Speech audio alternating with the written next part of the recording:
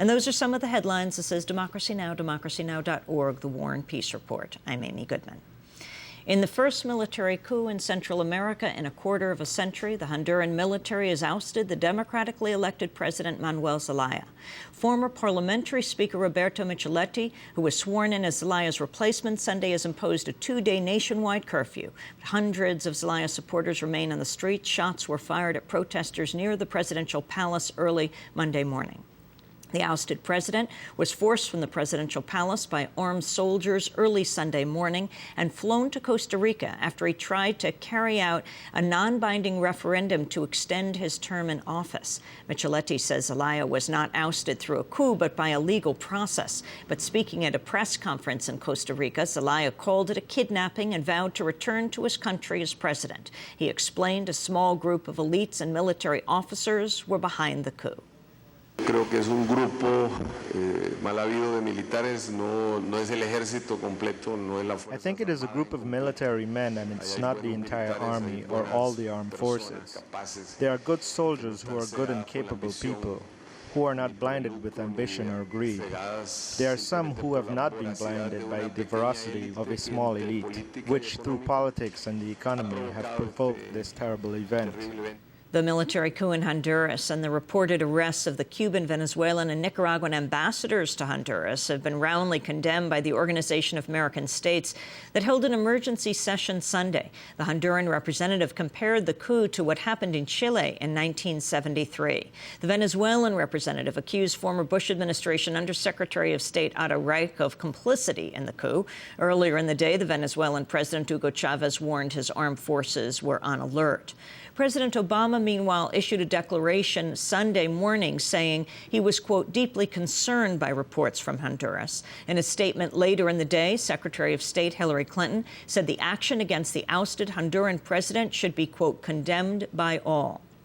The U.S. ambassador to Honduras reaffirmed the United States only recognizes Manuel Zelaya as the president of Honduras. Well, for the latest from Honduras, we go there to Dr. Juan Almendares. He joins us on the line from the capital, Tegucigalpa. We're also joined here in our Firehouse studio by New York University professor of Latin American history, Greg Grandin. We welcome you both to Democracy Now! Let's begin with Dr. Almendares. Can you describe what is happening right now in Tegucigalpa?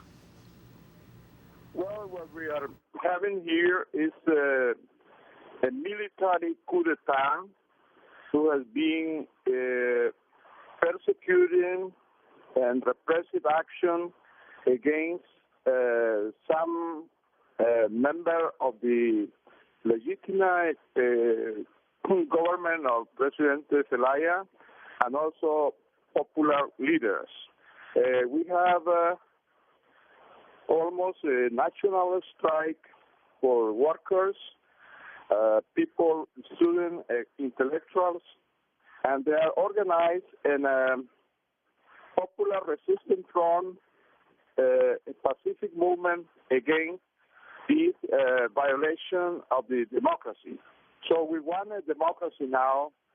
We want people from all over the world who can become observers, make contacts, because what we are looking right now is a really...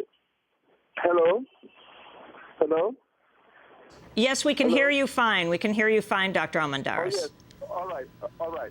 So what we are looking now is we are going back to repressive situation.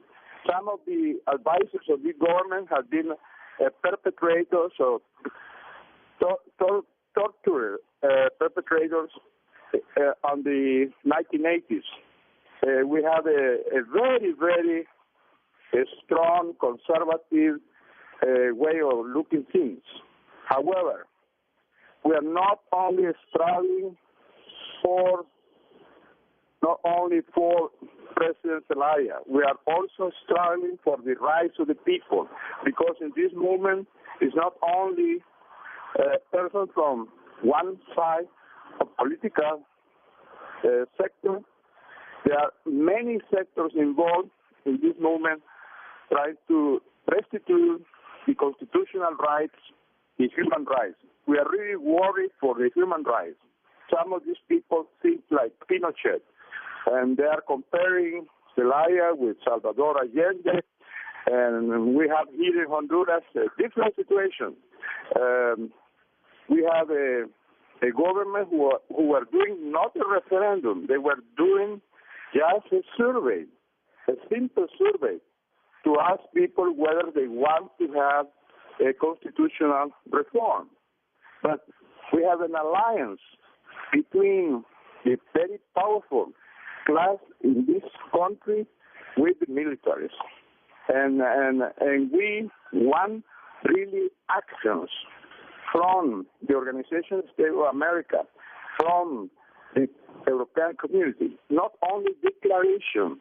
We want actions to contribute to the democratic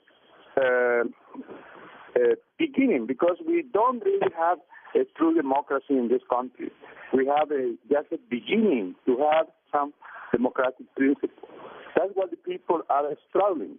This is a very, very poor country. We are still occupied by the United States of America. We want really important solutions. Of course, we want self-determinacy, sovereignty, but also we want to have respect of human rights of the people. What kind of information are you getting, Dr. Almendarez, from television? I understand TV Channel 8 was shut down, radio stations closed, CNN and Telesur are not allowed to air news on cable. That's true. I mean, in the beginning, they were all canceled out, all the TV channels, radio information, who are against the new situation in Honduras. And we don't have really freedom of press.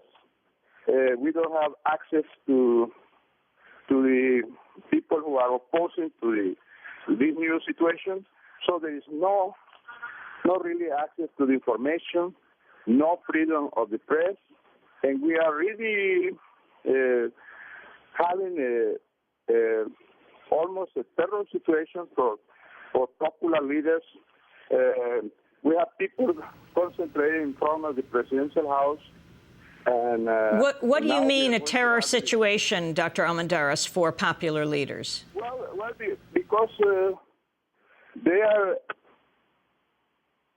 calling, they are having all the time militaries coming against people demonstration, and also they are persecuting some leaders. They have to be out of the country. And also they captured the Minister of Foreign Relations, Patricia Rodas. We don't know what happened with her. So we don't have so much information, and also there is no freedom of communication.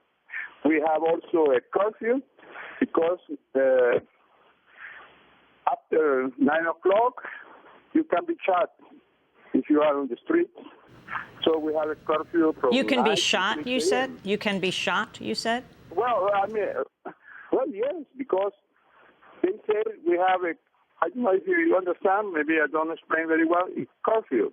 So if you go on the street after 9 o'clock, I mean, they are not responsible if they charge you. Because they say this is for... it's like prevention of any situation. So they are threatening the human rights of the people. I am human rights activist. I really, we consider that there is a new situation on respect of human rights in Honduras. Dr. Juan Almendarez, we have to break, but we're going to come back. I want to ask you more about who you believe is behind this coup, and also talk to Greg Grandin, professor of Latin American history, author of Empire's Workshop. This is Democracy Now!, then a national broadcast exclusive with the president of Ecuador. By the way, he's in Nicaragua today, along with the president of Venezuela and, of course, Nicaragua, meeting with Zelaya, the ousted president of Honduras. Stay with us.